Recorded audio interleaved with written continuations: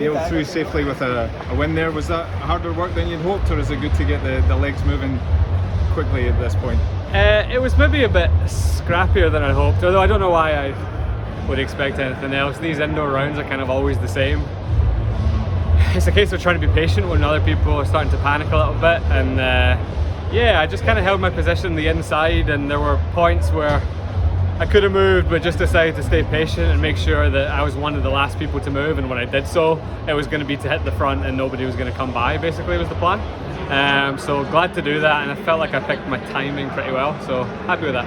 Is that experience that? Yeah, I've done enough of these. Yeah, done too many of these indoor championships, but I still enjoy it so much, and yeah, the experience does help when you get into situations like that, when maybe younger guys or people that haven't been at this level so much are panicking a little bit and swinging wide on these steep bends. So yeah, you've got to take these advantages where you can.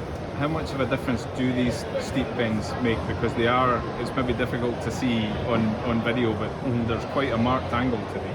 It is. They're steep, but I think they suit the sprinters better than the distance runners. So you see some fast times in the sprints.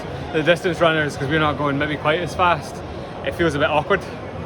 It's okay. I mean, it's 200 meters around. I'm not really overthinking that part of it. You need to be a little bit careful in the outer lanes if you're making a big move.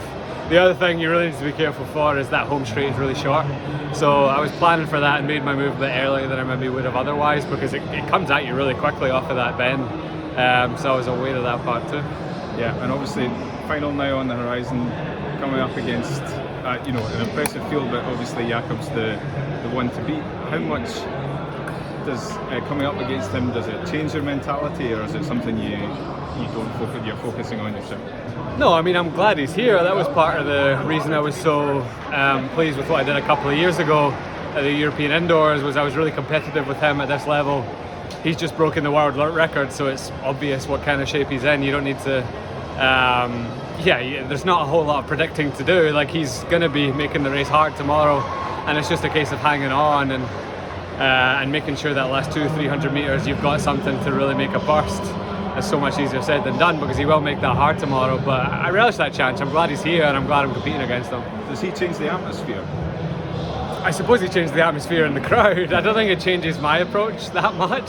The crowd certainly get more animated, which I love. He's someone who's made the sport, and this event in particular, have a lot of buzz about it. You felt that at the Olympics this year, and so yeah, like I said, I'm glad he's here, and it gets a bit of buzz about this thing. Yeah, and compared to a couple of years ago, what's the difference in you now, or do you feel much of a difference in you now compared to when you got that silver before? It's an interesting one. I feel like I'm in better shape just with the training I've been doing. I feel like I haven't quite shown just how much progress I've done in training this season yet.